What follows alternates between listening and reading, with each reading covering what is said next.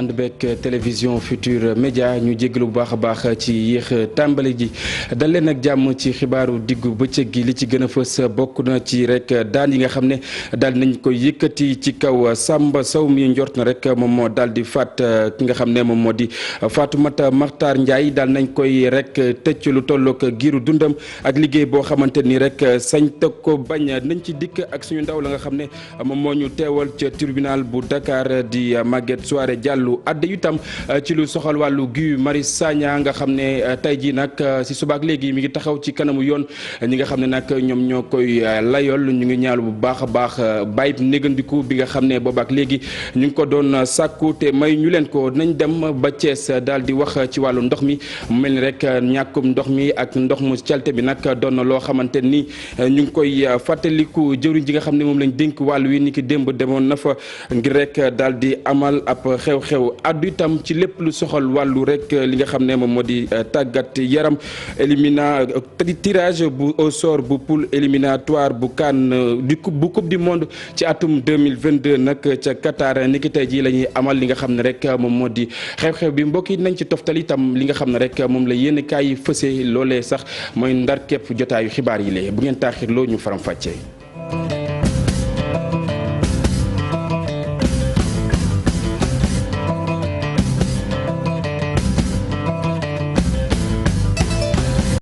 salaamaaleykum mbokk yi safo télévision Futur Média dal leen ak jàmm ci xibaaru diggu bëccëg gi ni ñu ko junjee woon noonee la ñu koy tàmbalee dañuy dem ca tribunal bu Dakar fekk fa suñu ndaw mu rek daal di dikkaat ci daan yi nga xam ne moom lañ daan ki nga xam ne moom moo di Samba Sow ñuy rek wax ne daal nañ koy daan lu tollook giiru dundam ak liggéey boo xamante ni sañu ko bañ ak ay millions yu takkoo takku yoo xamante ni daan ko jébbal ki nga xam ne moom moo di famem loolee toll ci 200 millions ak itam ki nga xam ne moom moo di doomam mu daal di koy jox lu tollook téeméer ak juróom fukk ci ay millions Maguette Souaré Diallo la ñuy fekk ca tribunal Maguette maa ngi lay nuyu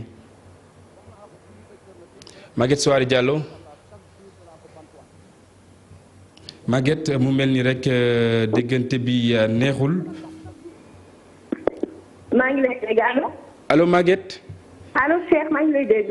lan la ñu mën a jëlee ca rek àtte ba nga xam ne rek moom moo tukkee ca tribunal bu Ndakaaru. voilà Cheikh Diop Samba Sekou Sow yoon àtte na ko dina tëdd giiru dundam teg ci dommage ak intérêt bu mu war a jox famille Fatoumata Makhtar Ndiaye toll ci 200 millions ak 150 millions pour doomu Fatoumata Makhtar Ndiaye mi di Adama Ba bi mu naroon a faat. waaye liñ ci gën a jàpp mooy Cheikh bi ñu génnee ci tribunal bi. mbokku Fatoumata Makhtar Ndiaye yi dañoo wax benn rakam bu tudd Amadou Makhtar Ndiaye moom ñëwaat na di ñaawlu jugement bi ñoom dañoo jàpp ni bu Fatoumata Makhtar Ndiaye am na leneen lu nekk ci suuf ay zone d'ombre la fi soulevé comme lu ci mel ni meurtre bi dañ ko commandité. mu tudd ci kii di bàjjenu Samba Sow di Fatou Sow ak deuxième questeur bu assemblée nationale mu di Awa Niang di laaj justice sénégalaise rek ñu déglu Awa Niang puisque déglu nañ ci du bàjjenu Samba Sow bi pour mbir mi gën a leer bu laajaatee ouverture procès bi ñu def ko. jërëjëf Maguette Souaré Diallo ñu di ko jaajëfal bu baax a baax ci wàllu yoon ba tey la ñuy desandi daal di addu ci mbirum Guy Marius Sagna nga xam ne si subaak léegi ma ngay taxaw ci kanamu àtte kat bi ñi nga xam ne nag ñoom ñoo koy layool di ñaalu bu baax a baax li nga xam ne boobaak léegi ñu ngi ko doon sàkku muy bàyyi néggandiku ki nga xam ne rek moom moo di seen ab client bu njëkk bi nag ñu ngi ko amaloon ci 20 fan ci weeru décembre bi ñu nekk ci fàttali rek ki nga xam ne moom moo di Guy Marius Sagna nag doon na amal ab doxu ñaxtu ca palais foofee nga xam ne nag ma ngi fa doon addu ci rek yokkuteeg njëgum courant bi.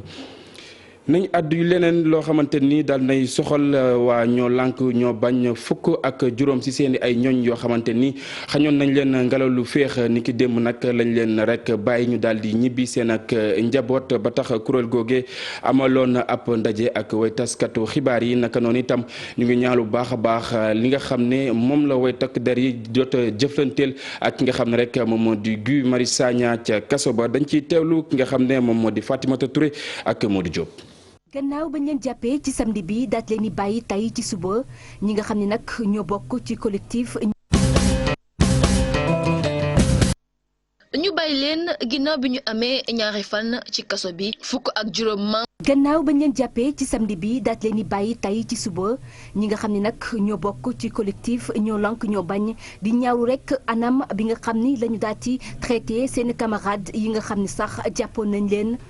tey nag ñoom dañoo jàpp ni rek ñi nga xam ni ñoo di policiers yi dañ leen a instrumentaliser. ñu ne nag instrumentaliser ak utiliser police di ko xeexee te seen doole askan wi yëpp la loolu baaxut ci suñu police. baaxut ci askan bi. collectif non lank nag du ko nangu. suñu avocat yi ñi ngi jël lépp loo xam ne ñi ngi utiliser police pour di ko teg ci suñu kaw danañ dem chambre d'accusation layoo ko ak police ak policiers yi ko def. loolee sax waral ñi nga xam ni nag ñoo bokk ci collectif ñoo lank ñoo bañ ñoom nag di xamal ni rek duñu dellu ginnaaw benn yoon ñoom sax nee nañu li nga xam ne nag mooy seen stratégie bu bees bi nga xam ni moo di sensibiliser population bi duñ ci jóg benn yoon. beneen tontu bi. mooy comme flyers la ñuy bañ danañ am flyers fépp comme que bañ nañ ko nag ba jàpp ci fukk ak juróom si ñun danañ leen may flyers fépp muy tàmbali àllarba bii di ñëw. Guy Marius Sagna ak ñi mu àndal seeni avocat nar a taxaw ci chambre d'accusation bu tribunal bu Ndakaaru suba collectif ñoo lank nag di woo Sénégalais yépp ñu daat leen di dem jàppale ci. suba incha allah buñ ci yeggee suñu naataango Guy Marius Sagna dafa war a dem avocat yi dañ ko war a dem layal ci chambre d'accusation pour mu jot ci boppam Ousmane Sarr ak Fallou Galass Seck loolu nag dañu ne sénégalais yi ku ko mënit nga dox ba foofu ñëw teew rek pour dooleel leen. ñu daati am seen benn agenda ñu daati koy taxawal bu mu dëgër daati ëmb rek seeni manifestation yi nga xam ne nag namm nañ koo amal ñoom sax di xamale ni rek ci weeru février bi ñu dëkkmal ñoom nag dinañ amaat beneen marche bu nga xam ne dinañ ko def ci Sénégal wërngal këpp waaye tamit ci diaspora. jërëjëf Fatimata Touré wàllu woowee sax nag dañ ci am lu leer fii rek ak ay waxtu ndax ki nga xam ne moom moo di Guy Marius Sagna nag mu ngay taxaw ci rek kanamu yoon wàllu woowee la ñuy desandi ba tey ki nga xam ne moom moo di Babacar Ba bu forum du justiciable ak ki nga xam ne moom moo di Thierno Bocoum gi nga xam ne moom moo jiite mouvement bi di agir nag daal nañu yëy yàbbi ci wàllu woowee li ñu jàpp moom moo di dañ rek salfaañe li nga xam ne ak yelleef bu doomu aadama wàllu démocratie nag fii ci mim réew doonul loo xamante ni nemmeeku nañ ko fii dañuy teewlu seen i ay kàddu ki nga xam ne moom moo di Maguette Souaré Diallo Pape Sangone Mbaye ñoo def gëstu bi. ñu bàyyi leen ginnaaw bi ñu amee ñaari fan ci kaso bi fukk ak juróom membre bu collectif citoyen ñoo lànk yi ñu tegoon loxo société civile bi ak ku jëkk politique bi ñu ngi koy ñaawlu bu baax lu ni mel ñu tuddee ko recul démocratique. parce que aussi pour nga mën a arrêter nit koo xam ni dafa jug pour wax sañ-sañam il faudrait que peut-être mu def li ñuy wax trouble à l'ordre public donc le fait de distribuer des flyers gisuma benn yoon boo xam ni loolu mun na causer un trouble à l'ordre public. alors donc mu nekk arrestation boo xam ni dañ koy mettulu mu nekk arrestation boo xam ne wax dëgg yàlla reposé wul ci benn soubassement juridique. yaakaar ne réew mën nga bañ lu ne ba mu des loolu te ay population yoo xamante ne dañu responsable jóg ne d'accorduñu ci lii waaye anam bii lañ ko bëgg a exprimer muy anam bu pacifique dama jàpp ne nguur bu ne daf ko war a tàccu dafa war a féliciter wu ci loolu. waaye suñ demee ba loolu sax mënatul nekk ci réew mu mel ni Sénégal dama jàpp ne la lu jaaduwul la. lu ni mel tax tamit ba waa forum du justiciable ñëwaat ci diggante yu metti yi ñu gis ak manifestants yi. jàpp ni police également dafa war a xool ci anam yi nga xamee ni tey noonu la ñuy arrêté nit ñi parce que encore une fois de plus boo xoolee image yi ñu jot a am. ñoom waa ñoo lànk ñoo bañ dañ ko def ba dañu regroupé wu en groupe de 2 personnes rien que pour bañ a causer lu ñuy wax un trouble à l'ordre public donc ñu jàpp leen ci anam boobu du ñu def leen lu dul di ko mettulu di ko naqarlu mais également ñuy ñaan ñu bàyyi leen parce que aussi dañu nekk ci état de droit. arrestation yooyu tax na baat yu bëri jóg question état de droit ak liberté d'expression ñu indiwaat ko ñi di yëngu ci wàllum politique ñoom ñëpp seen kàddu benn la faaw rek ñu jox cër principe démocratique yi pour ab Sénégal bu am jàmm. wàllu politique boobee nga jeexalee la ñuy rek ubbi beneen napp rek xët ki nga xam ne moom moo di Moustapha Diakhaté moom moo amal beneen napp bànqaas bu yees boo xamante ni mi ngi nekk ci rek biir APR daal di koy tuddee Manko Taxawu Sunu APR moom nag li mu jàpp moom moo di bile parti dafa am ay rëq-rëq yoo xamante ni war nañ ko jubbanti ñu fàttali leen rek mbokk yi ki nga xam ne moom moo di Moustapha Diakhaté nag tekk woon nañ ay ndombal tànkam ki def lu ni mel di njiitum réew mi ginnaaw bu mu àddoo ci li nga xam ne moom moo di ñetteelug mandat bi. Abdoul Mbow daal di koy tontu tey rek di xam ne ki nga xam ne moom moo di Moustapha Diakhaté amul benn wàll ci biir parti bu APR moom moomee sax nag mi ngi koy joxoñ baaraamu tuuma te itam di àddu rek ne li muy wax tegu ko rek ci li nga xam ne moom moo di yoon ki nga xam ne moom moo di Abdoul Mbow dinañ ñëwaat ci nu mu gën a yaatoo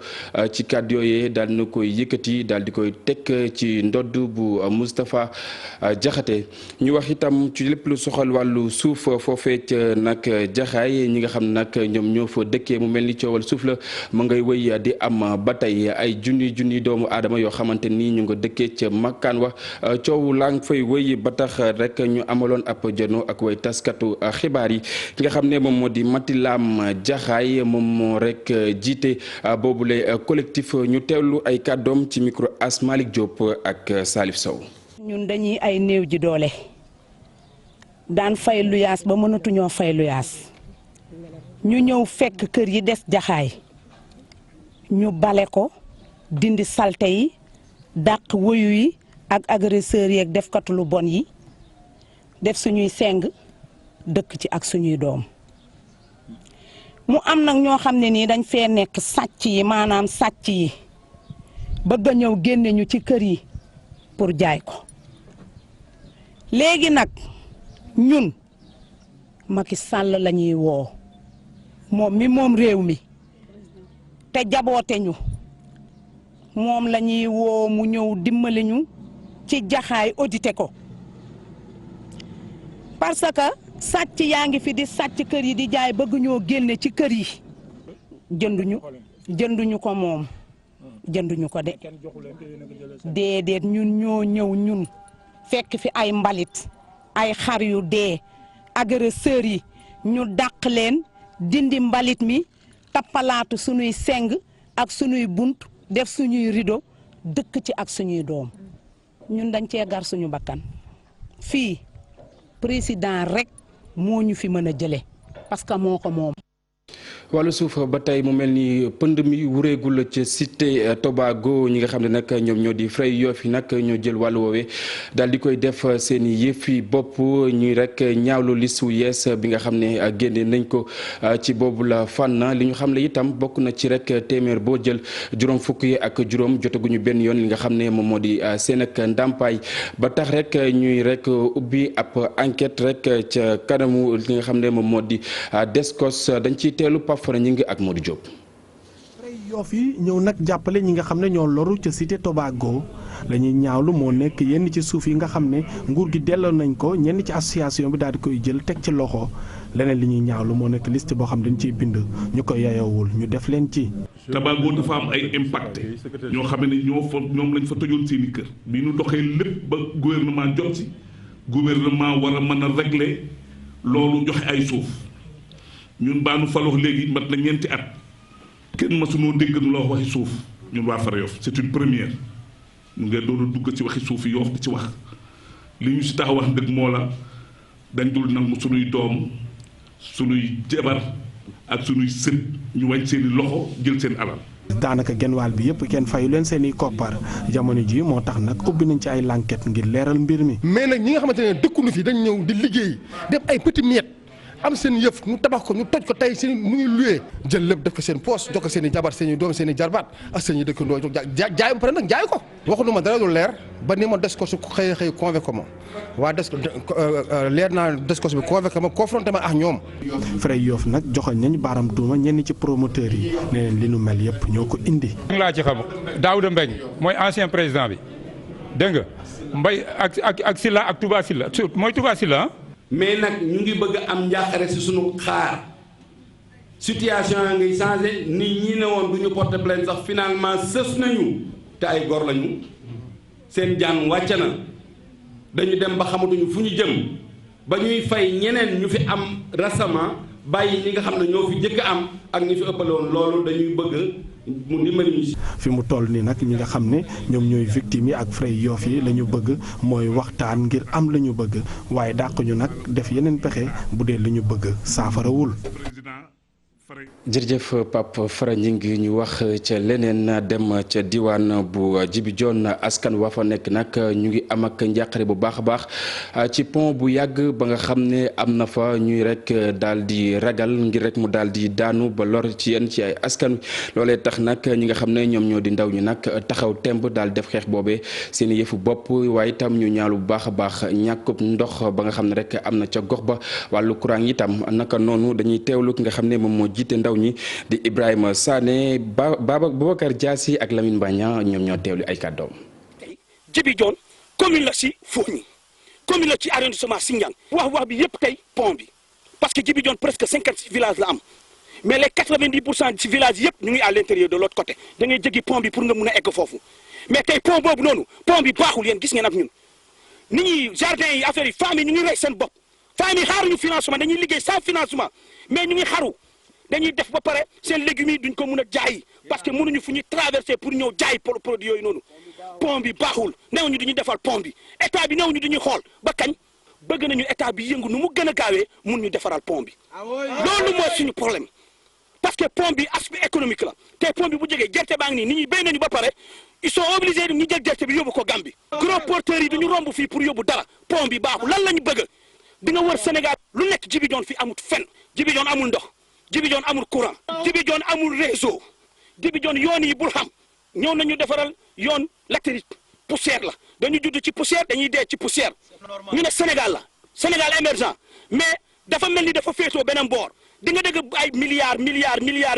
doo dégg benn centime si ñun fii ba kañ. ñàkkum ndox moomee nga xam ne nemmeeku nañ ko ca Djibidione nag lu wuteeg lu ni mel la ñu nemmeeku ca Thiès ba tax askan wi di xam ne rek ne ñàkkum ndox mi doon na lu ñuy fàttaliku ndox mu calte ma nga xam ne itam ñu ngi ko doon jëfandikoo nazalika nag noonu jëriñ diñ dénk wàll wi nag demoon na fa ngir rek jëmmal yenn ci ay rek loo xamante ni dina mën a tax askan wi di am ndox bu baax a baax dañ ci teelu reportage bu Cheikh Anta Diop ak Sey Latir. ñaari mbànd yu mag yii de moom la ñu samp fii ci diwaanu Thiès cib xayma guddaay bi toll ci téeméeri mètre ak ñaar fukk fii de ndox mi la ñuy jël yóbbu ko ci réservoir yi nga xamante ne mi ngi ci xàll wi contournement nord laataa ñu koy def ci tuyau yi mu jubali Ndakaaru ak ci diwaan yu bëri ci Thiès. dañ ko def tamit ci fi nga xam ne fa la toll soo ko seetee téeméeri mètre ak ñaar fukk la sutee Dakar dafay may ëllëg su fekkee ne ndox manqué na. dana am au moins rôle boo xam ne bii réservoir yi danañ ko jouer jëluñu ndox mi yëpp rek ne dañ koy yóbbu Dakar parce que dañoo seetlu ni fële ci Tassette am na ndox mu bari mu fay ball ci suuf ndox moomu bi ñu ko jëlee xalaat nañu tamit dëkk yi nga xam ne ñoo ko wër mooy Palem Coyaan mooy Biri Biraan ak yeneen dëkk ak Njas Palam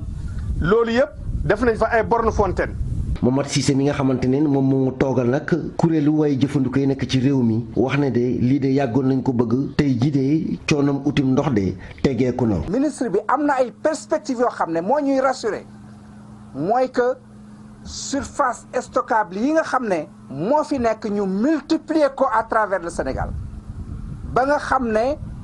en cas de rupture bu amee ñu mën a toog tranquille tey am sunu ndox. fexe nag ba ndox mi di walwali fépp askan wi yëpp jote ci loolee moom mooy kàddu yi nga xamante ni kilifa yi nga xamante ni ñoom ñoo yor wàllu ndox mi fii ci réewum Sénégal di def nañ ko natt de ba ñëpp mën cee jote.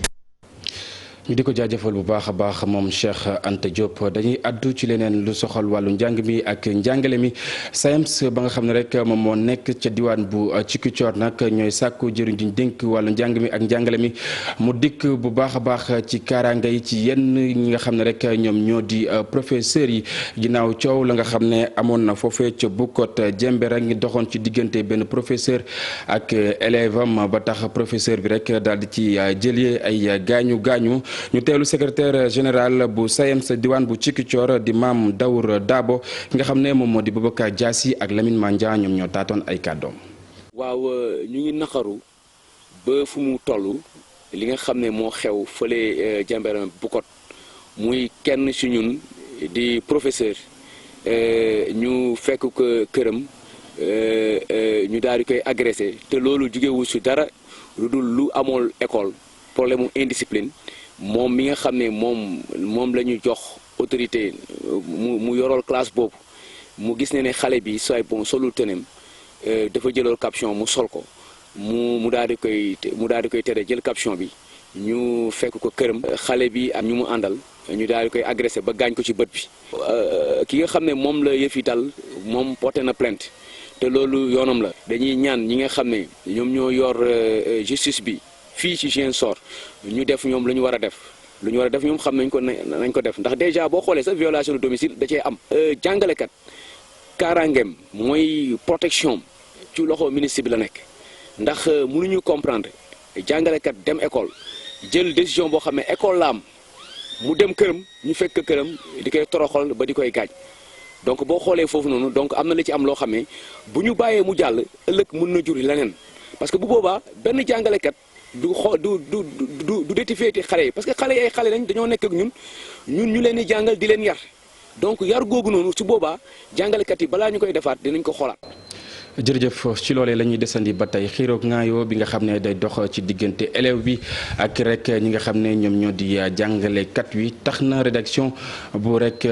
télévision Futur Média daal di samp ay laaj ana lan moo waral lu ni mel lu mu ci mënti am nañ am li nga xam ne rek moom moo di tontu li ci reportage bi nga xam ne Aïssatou Paye ak Diafra Ba defal nañu ko. li nag mooy rapport bi nga xamante ne bokk na ci plainte bi Henri Bernard Coly déposé bi nga xamante ne gaañ nañu ko ci bëtam bi jeudi fukki fan ak juróom-benn ci weeru janvier 2020. Ali Ndiaye daf ma sox bi ma laalee ci kanam ma daal di fayu ñu jàppante ma jekku ko ci noonu sama élève bi naan Bodian ñu koy dàkkantalee Elton moom sax deful dara dañu doon seetaan ci noonu la ñëw jëm ñoo àtte. après nag ci laa xool sama bët bi ne waa ji laal na ko muy bëtu càmmoñ bi. ñu seetlu ne diggante élève ak enseignant relation yi day dem di gën a dégradé wu. li ko waral nag bëri na. léegi élèves yi respecté wuñu seen prof yi. dañoo yëg seen bopp pour ñoom daal seen prof yi tamit seen morom lañ genre yooyu peut-être tam mënuñu leen lu tax ñu leen di respecté peut-être tam ñoom dañoo yëg seen bopp léegi élèves yi. foog na ñoom léegi de ay mag leen genre yooyu bëgguñu ko leen diriger et tout. am na yenn yoo xam ne moom warul dox sax ci diggante élève ak enseignant ba yenn yi di ci xew. ci coordonnateur bu étude école Khadimou Rassoul mu gis ne mbir yi yomb na lool. que mu nekk diggante kuy sàkku xam-xam ak talibé le mot talibé ce qui veut dire tout simplement nit kuy nekk fii di wuti xam-xam kooku nag il faut que mu jox cër. ki nga xamee ni mooy kilifaam loolu su amee il faut que milieu bi société école milieu école bi mu am un règlement intérieur bu nga xamee ni moo koy sévir règlement intérieur bi nag ñun daañ ko jox parents yi daañ ko jox élèves yi daañu demander les professeurs d'histoire et de géographie dans les différentes classes ñoom ñu assurer commentaire bi.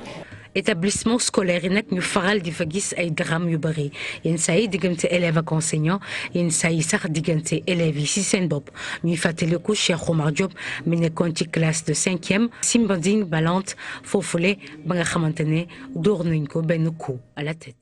jërëjëf Aïssatou Paye ñu wax ci leneen dem ba ca diwaanu Touba daal di wax ci kaaraange jëriñ ji dénk wàllu rek sécurité publique nag di Abdou Wahab Sall amaloon na ab doxu nemmeeku ci ki yor porte parole bu rek xalif général kullu murid di Serigne Bassirou Abdou Khadre Mbacké naka noonu itam ki nga xam ne moom moo di Abdou Wahab Sall daal nay xam ne rek ne dinañ amal ñetti commissariat foofee ca Touba ngir rek gën a làbbali li nga xam ne moom moo di kaaraange gi ca gox boobee dañuy teewlu ay kàddoom ci micro Talla Samb ak Mohamed Jojo.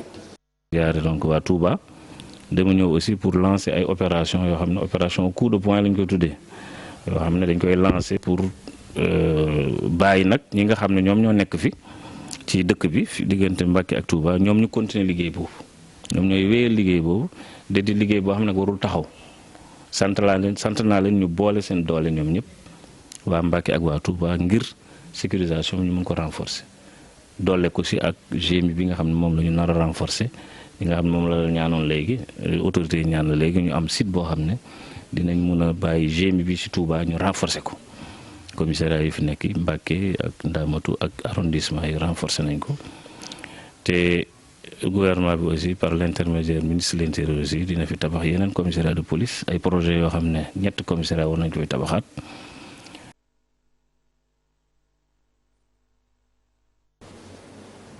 leneen lu ñuy wax bokk na ci doxu nemmeeku bi nga xam ne rek groupe Futurs Médias amaloon na ko ca xalifa général bu Omarien ci rek ziar bi nga xam ne ñu ngi koy waajal ci 2 fukki fan ak ñett jàpp 2 fukki fan ak juróom-ñaar ci weer wi ñu nekk groupe Futurs Médias nag taxaw temb ngir daal di tekk bépp matuwaay boobu xamante ni dina mën a tax boobu les ziar gën a ñoŋ dañ ciy teewlu Habib Faye ak Modou Diop. na mu ko baaxoo di def groupe Futurs Médias indi na njàppandalam xalif bi di Thierno Madani Tall ngir ziyaara gi mën a mucc ayib lépp la nga xam ne support d'information la bu groupe Futurs Médias dinañ ko jël jébbal leen ko. Thierno Futurs Médias moom yaa ko moom ndax say ñaan egsi na xam naa si lu bëri ñëw naa fi guddi ñëw naa fi bëccëg te mosuloo changé danga ñëw mus a taxaw di ñu ñaanal. di ñu yedd di ñu teg ci yoon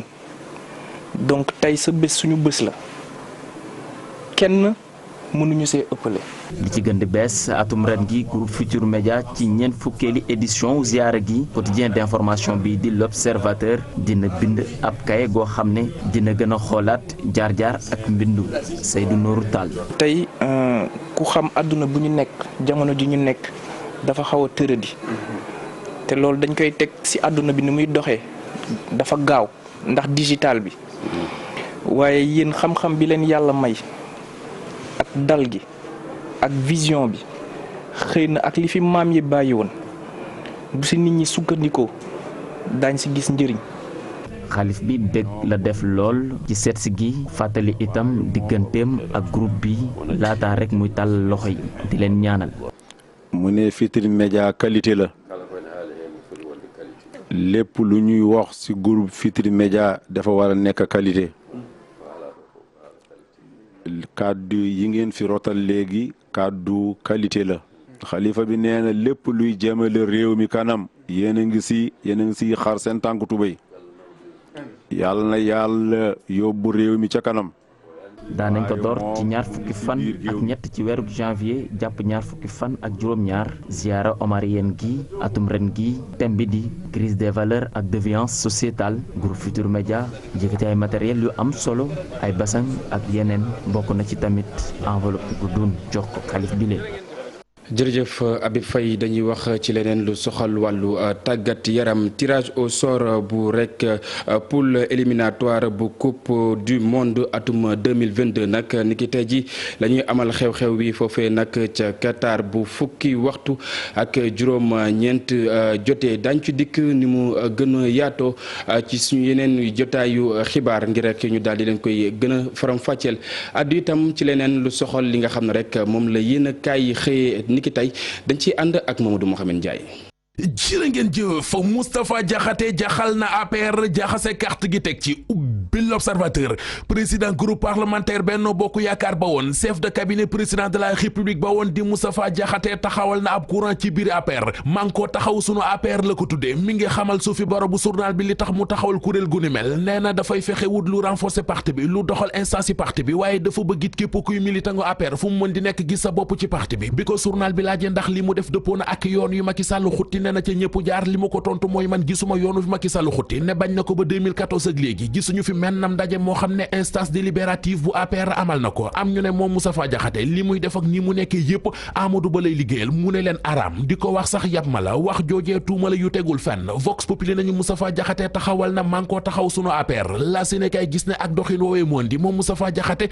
Macky Sall lay défier Le Quotidien nañu courant boobee mu taxawal ci biir parti njiitu réew mi moo nar a sauté ci seen kaw aw na yoonu yàq relation Moustapha Diakhaté ak APR ci xët mu njëkk Soleil national tontu li waa APR tontu Moustapha Diakhaté nga fay fekk nekk nee nañu ab mouvement mënut a nekk ci biir APR Les Échos nañu wax joojee Abdou Mbow ko wax te yamu ca ndax nee na Moustapha Diakhaté bu ko neexee mën naa sos mouvement boppam waaye na ko defee feneen fudul ci APR Abdou ne Moustapha Diakhaté nee na responsable la te li war ab responsable ci parti la ca gën a néew mu di carnet de comité Moustapha Diakhaté amu ko te moom ci jëmi boppam moo wan ñëpp ne génne na boppam ci parti bi journal bi bind ne Moustapha Diakhaté bu dee dafa bëgg a génn ci APR Abdou Mbow porte-parole adjoint parti bi wan na ko yoon wi Sud Quotidien bind ne Moustapha Diakhaté créé na courant ci parti bi Abdou Mbow dàqee na ko ci parti bi parti politique beneen bu yëngu Les Échos ne nañu moo di parti socialiste ne keroog ba bureau politique bi doon daje kii di Bounama Sall njiital jeunesse socialiste naataangoom yi mu bokkal kuréelug jeunesse socialiste yi njaay cekki nañu ko ca ndajama bu baax a baax ne dégg nañu fa Amadou Sow mu ne Bounama Sall li mu nekk du dëgg du yoon ndax secrétariat exécutif bu jeunesse socialiste 2015 ci la ñu gëj a defub réunion te loolee tegewul feneen di ci l'observateur ñu seeti fa keneen mu di Mary Teuw Niane